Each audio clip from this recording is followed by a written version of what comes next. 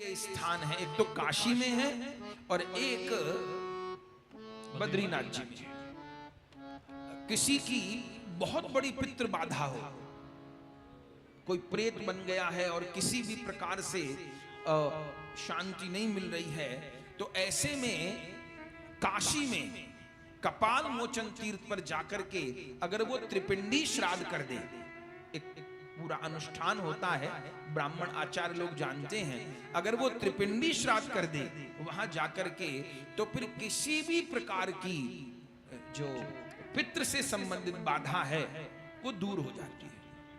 हमने ऐसे 3-4 उदाहरण अभी तक देखे अपने जीवन में। अपने एक निकट के भक्त थे, आंखों देखी बात बता रहे आपको, कोई झूठ नहीं।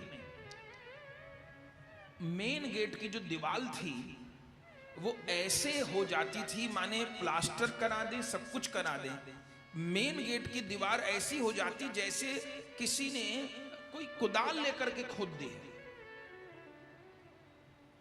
5 दिन में सब प्लास्टर उतर, वो जो रंग रोगन किया था वो उतर जाता, फिर प्लास्टर उतर जाता, ईंट तक निकल आती दीवार की।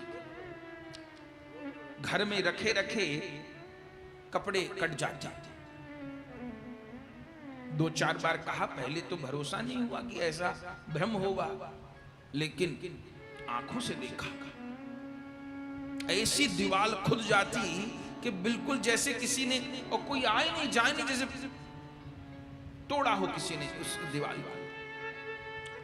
लेकिन ये भी देखा, फिर जब काशी में जाकर के त्रिपिंडी श्राद्ध हुआ तो वही दीवार और वही घर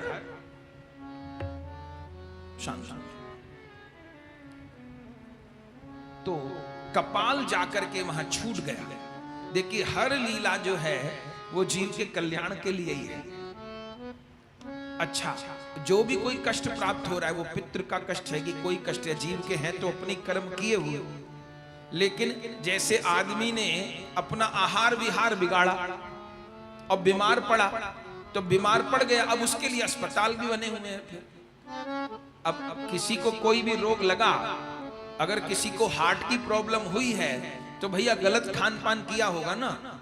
अगर डायबिटीज हुई है तो गलत खान पान किया होगा ना, या चिंता की होगी, या जैसे परहेज से कोई भी रोग लगा तो उसमें कहीं ना कहीं तो आहार विहार में गलती हुई है। लेकिन उसके लिए फिर अस्पताल भी है, जहां तक हो सकता है अस्पताल के द्वारा उस रोग का समाधान भी है। ऐसे जीव पाप करता है, करता तो पाप है, उसी का फल मिलता है उसको अलग अलग रूप में, लेकिन उसका समाधान भी शास्त्र ने अनेक अनेक प्रकार से बता दिया है। कोई ऐसी बात नहीं जिसका समाधान न कहा हो। आदमी अगर श्रद्धा पूर्वक करे तो हर चीज का समाधान है। तो 2 स्थान का वर्णन है कल्पांतर से, एक तो बद्रीनाथ जी के पास कपाल मोचन तीर्थ है और एक काशी में। तो भोले बाबा ने उस 5वें सिर को काट दिया और उस समय ब्रह्मा जी को कहा कि आप सर्वश्रेष्ठ बनना चाहते थे, सबसे पहले पूजा चाहते थे, अब आपको श्राप है, आपकी कहीं पूजा ही नहीं होगी। जो सम्मान की चाह करता है उसको सम्मान नहीं मिलता, और जो सम्मान की चाह छोड़ देता है उसको सम्मान मिलता है। ब्रह्मा जी सबसे अधिक सम्मान की चाह किए, तो परिणाम क्या हुआ कि अपूजित हो गए। कहीं ब्रह्मा जी के मंदिर ही नहीं। पुष्कर जी को छोड़ दीजिए, तो पुष्कर जी को छोड़ के कहीं मंदिर ही नहीं है ब्रह्मा जी का। न तो नारायण के मंदिर सब जगह है, शंकर जी के मंदिर सब जगह है, पर ब्रह्मा जी का मंदिर नहीं, उनकी पूजा नहीं हो। और श्री शीरशाई विष्णु जी को कहा कि आप और मैं तो एक ही हैं, मेरा प्रकाश आपसे है, आप और मैं एक हैं, आपकी सर्वत्र जय जयकार होगी। आपके भक्त मुझे अत्यंत प्रिय होंगे और मेरे भक्त आपको अत्यंत प्रिय होंगे। मेरे हृदय में आप विराजेंगे, आपके हृदय में मैं विराजूंगा। ब्रह्मा जी तो बड़े दुखी हो गए। उस समय फिर हरि और हर दोनों से क्षमा मांग रहे हैं ब्रह्मा जी। और उस समय जब बार बार क्षमा मांगी है, तब शीरशाही विष्णु जी ने भोले बाबा को कहा अब इनको क्षमा दान भी करिए, इन पर कृपा करिए। तब भोले बाबा ने कहा आपकी विग्रह रूप में तो पूजा नहीं होगी, लेकिन यज्ञ में आपकी सांकेतिक पूजा होगी।